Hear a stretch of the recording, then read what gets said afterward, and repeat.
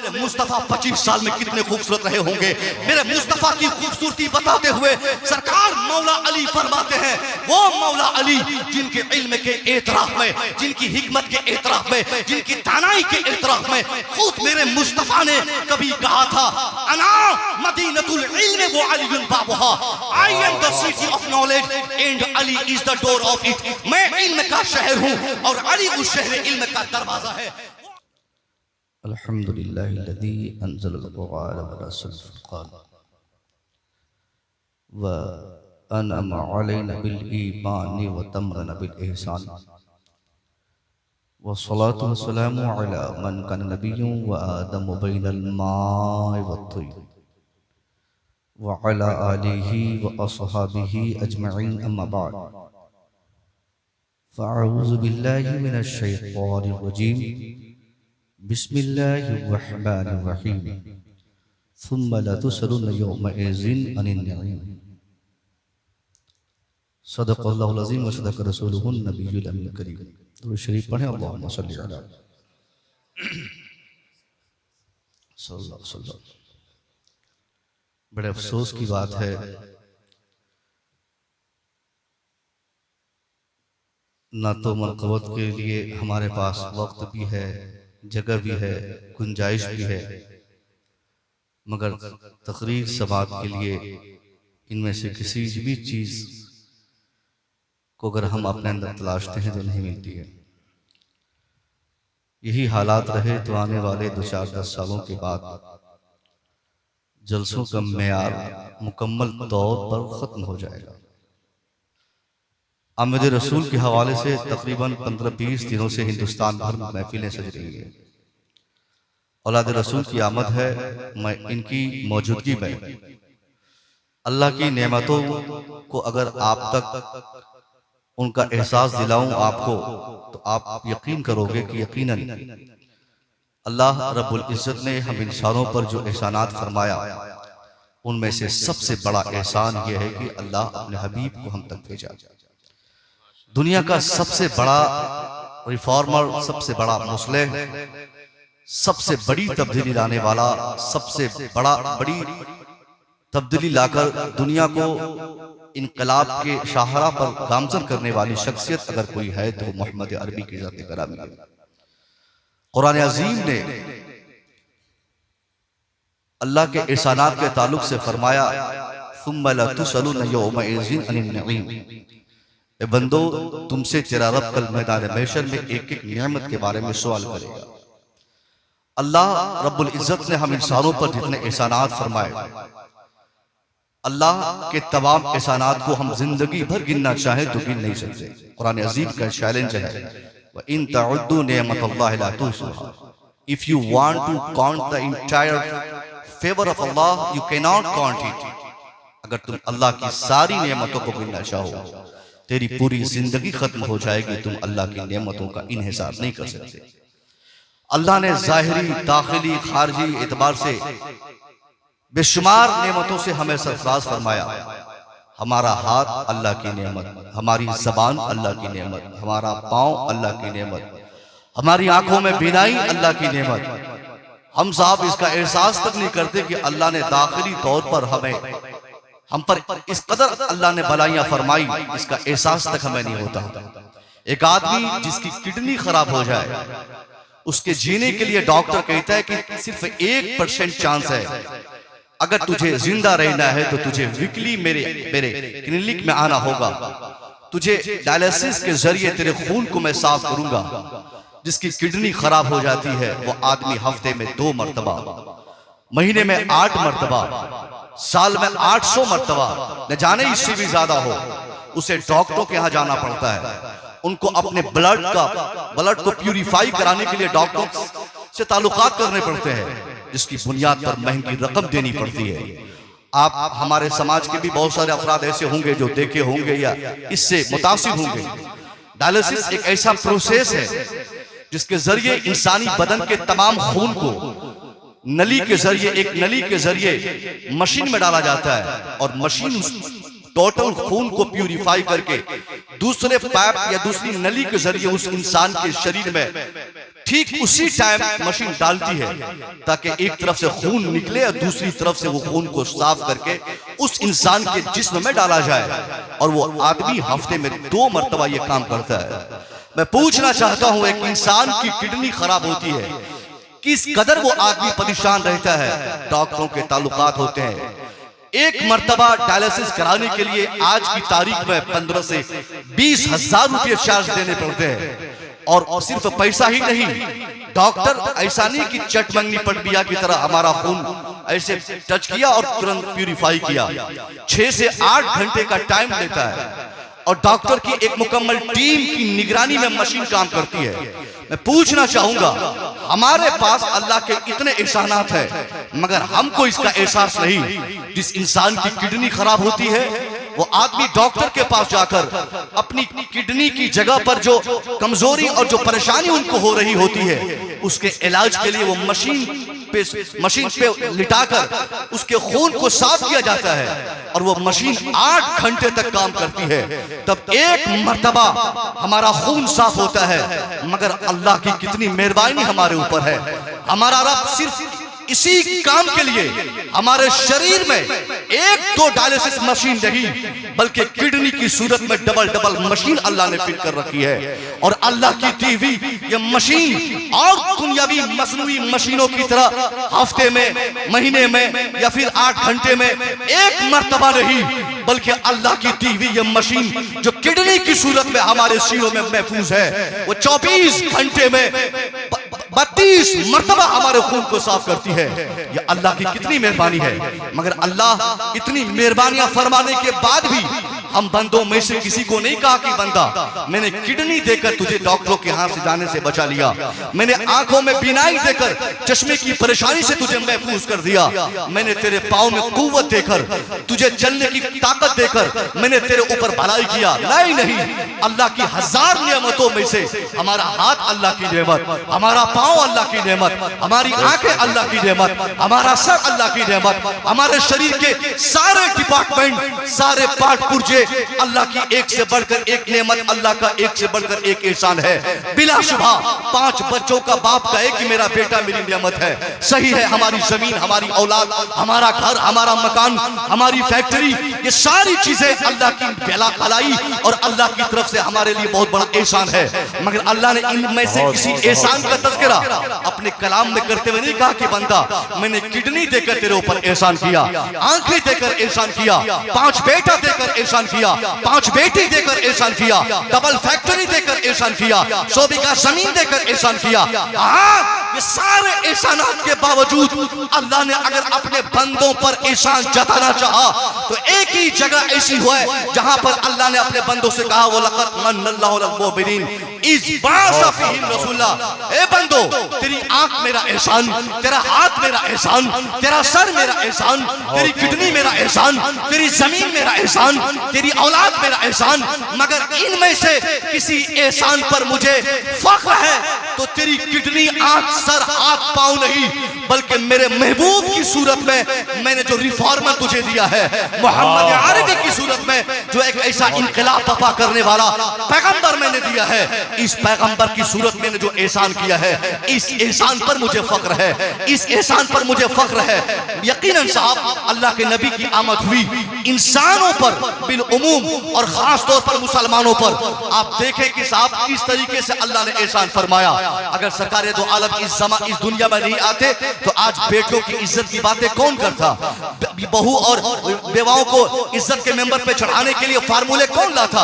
अभी 1 महीने से हमारे हिंदुस्तान के दोनों ईवान से, पार्लियामेंट के दोनों हिस्सों से काफी हंगामा होने के बाद एक कानून पारित हुआ कि 35% औरतों को आरक्षण दिया जाए। हर विभाग में, शिक्षा में आरक्षण, तालीम में आरक्षण, सर्विस में आरक्षण, उनको नौकरी में आरक्षण, सियासत में उनको आरक्षण। यानी आरक्षण के मुद्दे से आज पूरा समाज बिल्कुल बेदार नजर आ रहा है।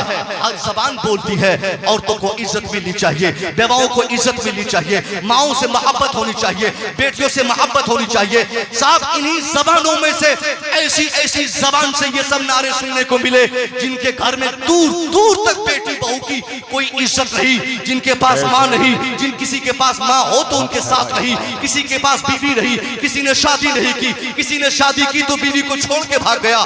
मगर आज हालात के तनाजुर में फंसने के बाद सबकी जबान पे वही बेवाओं को इज्जत दो, माओं को इज्जत दो, बेटियों को इज्जत दो, बीवियों को इज्जत दो। मैं पूछना चाहूंगा इन लोगों की जबान से जो आज बीवियों की इज्जत के जुमले निकल रहे हैं, आखिर ये सिखाया किसने है? इंसानियत का फार्मूला दिया किसने है? पूरी दुनिया में मानवता का इतना जबरदस्त पैगाम किसने दिया है? एक इंसान जब इसकी तफ्तीश में, एक आदमी जब इसकी तहकीक में, हम जब इसके रिसर्च में, हम जब इसके मेडिटेशन में, हम जब इसके तफ्तीश में जब भागते हैं कि आखिर ये नारा देने वाला है कौन, आखिर दुनिया को ये पाठ पढ़ाया किसने है, तो सबसे पहले आज हम तलाश करने में अमेरिका जाएंगे कि अमेरिका शायद ये नारा दिया हो, क्योंकि अमेरिका इस वक्त पूरी दुनिया का सुपर पावर मुल्क बना हुआ है।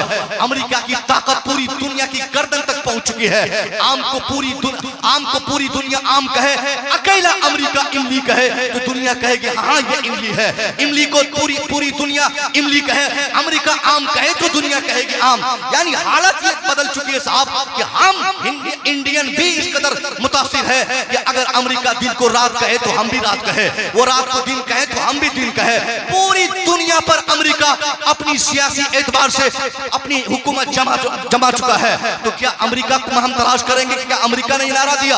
अमेरिका का कोई राष्ट्रपति, डोनाल्ड ट्रंप हो, चाहे जॉर्ज डब्ल्यू बुश हो, चाहे बराक हुसैन ओबामा हो, किसी राष्ट्रपति की तारीफ पढ़े, किसी की जिंदगी में ये स्टेप औरतों को बचाने का पूरी दुनिया में इतना बड़ा स्टेप नहीं मिला है। क्योंकि अमेरिका से आवाज आएगी, ए दुनिया वालों क्यों गलत जगह तलाश करने आए हो?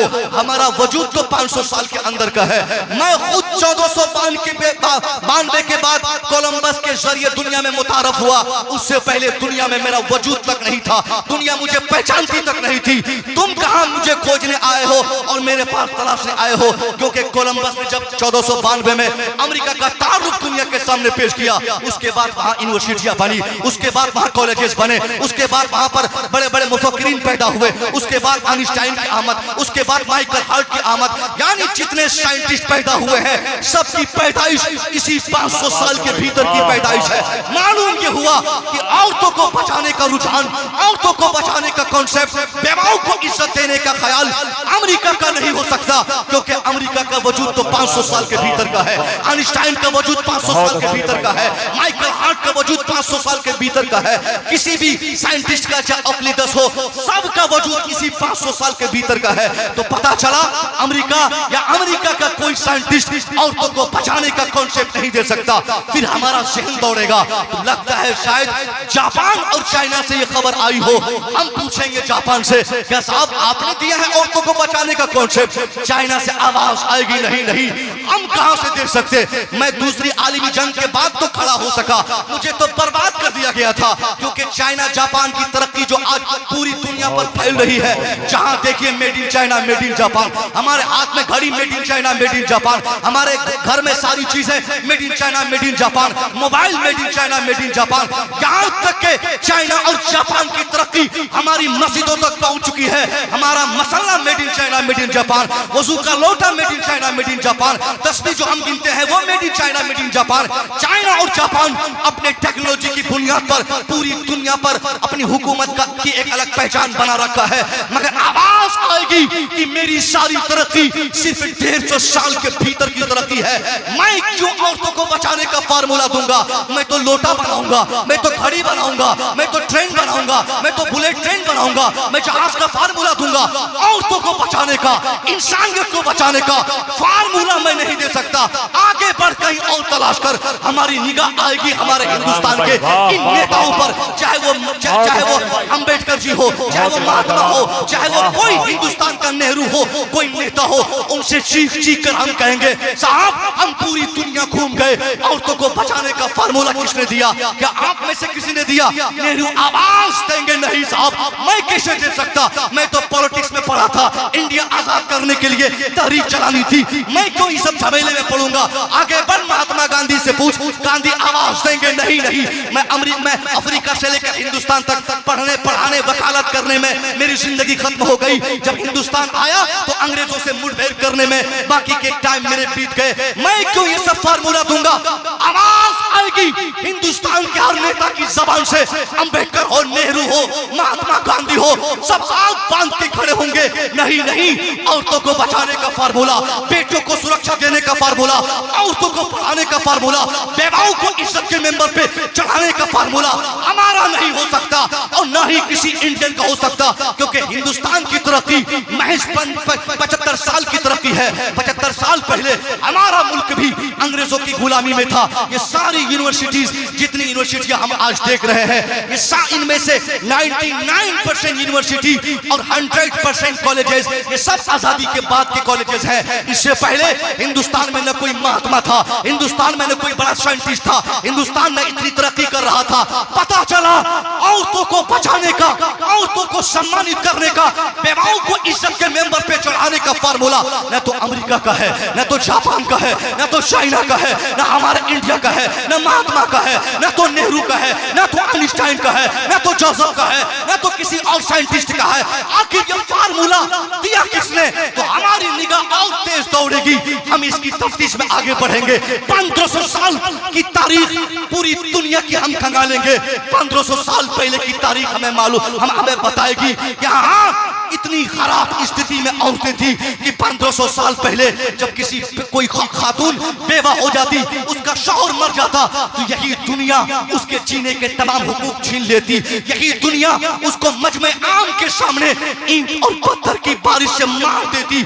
आज से 1500 साल पहले एक बाप जब किसी बेटी का बाप बनता तो 40 दिन तक एटलीस्ट वो अपने घर को जेल खाना समझकर कैद कर लेता। उनका एहसास था कि मैं अगर बाहर जाऊंगा दुनिया थूकेगी, कहेगी कितना मनहूस है, किसी बेटी का बाप तू है। यानी 1500 साल पहले औरतों की इज्जत दूर दूर तक नहीं होती थी। उस माहौल में आप अंदाजा फरमाएं कि बेवाओं का क्या वक़ार रहा होगा, बेवाओं की क्या इज्जत रही होगी। साहब, जब आदमी अपनी बेटी को ज़बह करता हो, अपनी माँ को बेचता हो, अपनी बहन के हुकूक छीनता हो, अपनी बीवी के रहने का इंतजाम अस्तबल में करता हो, तो उस पीरियड में बेवाओं की इज्जत की बात कौन करेगा साहब? मगर तारीखी इंसानियत का वो हसीन बाप हमें बताता है। हाँ, नादान कहाँ इधर उधर तू टहल कर खोजना चाहता है, आजा इस्लाम के पैगंबर की तारीफ पर। अगर बेवाओं को सम्मानित करने का फार्मूला तुझे वाकई चाहिए तो इस्लाम के पैगंबर की तारीफ पर। हम जब पैगंबर इस्लाम की तारीफ पढ़ते हैं, खुदा की कसम, इस्लाम के पैगंबर की 25 साल उम्र शरीफ में, 25 साल में साहब कौन खूबसूरत नहीं रहता है? 25 साल में तो हमारा 25 साल में हमारा बेटा जो काला कलौटा बेटा हो वो भी खूबसूरत रहता है। 25 साल में चूंकि चेहरे पर मतानत रहती है, संजीदगी रहती है, ब्लड का प्रेशर ज्यादा रहता है उम्र के आम हिस्सों में, और 25 साल की उम्र में खूबसूरती में बहुत फर्क रहता है। इसलिए 25 साल में जब आम लड़का खूबसूरत होगा तो मेरे मुस्तफा 25 साल में कितने खूबसूरत रहे होंगे। मेरे मुस्तफा की खूबसूरती बताते हुए सरकार मौला अली फरमाते हैं, वो मौला अली जिनके इल्म के एतराफ में, जिनकी हिकमत के एतराफ में, जिनकी दानाई के एतराफ में खुद मेरे मुस्तफा ने कभी कहा था, अना मदीनतुल इल्म व अली बाबुहा, I am the city of knowledge and Ali is the door of it. मैं इल्म का शहर हूँ और अली उस शहर इल्म का दरवाजा है। वो अली कहते हैं, ए दुनिया वालों, मेरे नबी की खूबसूरती की तुम बातें कर रहे हो। अरे मैंने 40 साल के बाद मेरे मुस्तफा को जब देखा गौर से, तो आप 40 साल की उम्र के बाद जिस घर से गुजर जाते उस घर की तस्वीर आपके चेहरे पे आ जाती। जिस दीवार के सामने से मुस्तफा 40 साल के बाद गुजर जाते उस दीवार का रिफ्लेक्शन आपके चेहरे पे नुमाया हो जाता। आप जिस दरख्त के सामने से गुजर जाते उस दरख्त का अक्स आपके चेहरे पे नुमाया हो जाता। मौला अली का मानना है 40 साल की उम्र शरीफ में जब मेरे नबी इस कदर खूबसूरत थे तो वह मुस्तफा 25 साल में किस कदर खूबसूरत रहे होंगे। 25 साल की उम्र शरीफ में मेरे मुस्तफा ने एक बार की विधवा नहीं बल्कि डबल बार की विधवा खातून से निकाह करके पूरी दुनिया की औरतों को अमूमन और विधवाओं को खुसूसन आपने बचाने का पैगाम दे दिया। ये दुनिया में अब कोई बेवाओं को जलील नहीं करेगा, क्योंकि बेवाओं को इज्जत और सम्मान देने के लिए इस्लाम के पैगंबर ने निकाह फरमा लिया। नारे तकबीर, नारे रिसालत, सरकारे हसनपुरा कॉन्फ्रेंस, हुजूर नबीरे सरकार नबीले मिल्लत, हुजूर सरकार नबीले मिल्लत, फैजाने हुजूर नबीले मिल्लत। आज इस दुनिया की सारी तरक्की इस दुनिया की सिर्फ पैगंबर इस्लाम के कदमों की बरकतों से है। अगर आप नहीं आते, अल्लाह की कसम इंसानियत की बात नहीं होती, औरतों को बचाने का फार्मूला राइज नहीं होता, बेटियों को सम्मानित करने की बातें कोई नहीं करते। अगर आज एक बाप अपनी बेटी से मोहब्बत की बातें कर रहा है तो एहसान इस्लाम के पैगंबर का है। एक बेटा अपनी माँ से मोहब्बत करता है, एहसान इस्लाम के पैगंबर का है। एक भाई अपनी बहन के हुकूक की बातें कर रहा है तो इस्लाम के पैगंबर का एहसान हमारे सरों पे है, वरना कहीं से ऐसी कोई बात करने वाला नहीं होता। इस्लाम के पैगंबर की तारीख जब हम पढ़ते हैं, आपकी जिंदगी के वो अबवाब जो अगर हम दो हिस्सों में बांट दें, 40 साल जब आपने किसी को बताया ही नहीं कि मैं कौन हूं और मैं क्यों आया हूं, मेरी आमद का मकसद क्या है, मेरी बेइज्जत का मकसद क्या है। 40 साल तक मेरे नबी ने आखिर दिया क्या दुनिया को? यही इंसानियत का पैगाम मेरे नबी ने दिया। यही 40 साल में लोगों को सच बोलने की का आपने आदी बनाने की कोशिश की। यही 40 साल में इस्लाम के पैगंबर ने एक आदमी को आदमी बनाने का पैगाम दिया। 40 साल के बाद जब हुक्म हुआ कि अब आप अपने लोगों को आप अल्लाह का पैगाम दूसरों तक पहुंचाए, कलमे का आगाज करें, कलमा सुनाए, तो उस वक्त कोहे सफा पर मुस्तफा सबको बुलाकर आपने कहा दुनिया से, दुनिया वालों मैं अल्लाह का नबी हूं, मैं तुम तक नबी बनकर भेजा गया हूं। अल्लाह एक है, अब तेरी पेशानी एक अल्लाह की बारगाह में झुकनी है। यही फार्मूला जैसे कोहे सफा पर अगल बगल में खड़े लोगों ने सुना, मेरे नबी को गालियां देना लोगों ने शुरू की। उसके बाद मेरे नबी बहुत ज्यादा आप टेंशनाइज हो गए, आप अफसुर्दा हो गए, खौफ में आप इस एतबार से कि कहीं कुछ कोई ऐसा अनदेखा ना हो जाए। उसी वक्त सरकार मौला अली की उम्र शरीफ मात्र 13 साल की थी। हजरत अली के शहजादे तशरीफ फरमा है। अली की खिदमत पूरी दुनिया में क्या है, औलाद अली किस तरीके से पूरी दुनिया में आज खिदमत दीन कर रही है, इसको आप समाप्त करने का शौक रखते हैं तो मेरे आने वाले जुमलों का आप एहतराम करेंगे। आज हम में से बहुत सारे लोगों को यह पता नहीं कि मौला अली ने किस वक्त और किस जमाने में दीन की तबलीग का आगाज किया था। जब मेरे मुस्तफा की बारगाह में अली खड़े हैं, अली कहते हुजूर क्या सोच रहे हैं, बहुत ज्यादा टेंशनाइज्ड आप हैं, क्या बात है? कहा ए अली, अल्लाह ने मुझसे कहा है कि मैं पहले अपने रिश्तेदारों को दीन का पैगाम पहुंचाऊं, अल्लाह का पैगाम पहुंचाऊं, तुम क्या कहते हो? कहा ठीक है, जैसी आपकी मर्जी। कहा इसके लिए दावत करनी होगी, क्या तुम कुछ लोगों के खाने का इंतजाम कर सकते हो? हजरत मौला अली ने कहा हुजूर बिल्कुल करूंगा। चुनांचे 40 लोगों के लिए दस्तखार बिछाया गया। हजरत अली ने रोटी और बोटी का बाज़ाब्ता इंतजाम किया। सारे 40 लोग आपके खानदान के जितने भी थे, उसमें अबू जहल, अबू लहब सबको बुलाया गया, दावत दी गई। हजरत अली के दस्तरखान से खाना खाकर जब सब लोग फारिग हो गए, मेरे आका मुखातब होकर फरमाते हैं, ए लोगों, तुझे खाना खिलाने का मेरा मकसद कुछ और था, मैं इसलिए तुझे यहाँ बुलाया हूँ ताकि अल्लाह का पैगाम तुम तक पहुँचा दूँ। यहाँ एक मसला भी हमें समझ में आता है, आज भी जलसा करते हैं तो दावत आम करते हैं, शादी की महफिल हो तो लोगों को खिलाते हैं, खतना की महफिल हो तो लोगों को खिलाते हैं, मिलाद हो तो लोगों को खाना खिलाते हैं।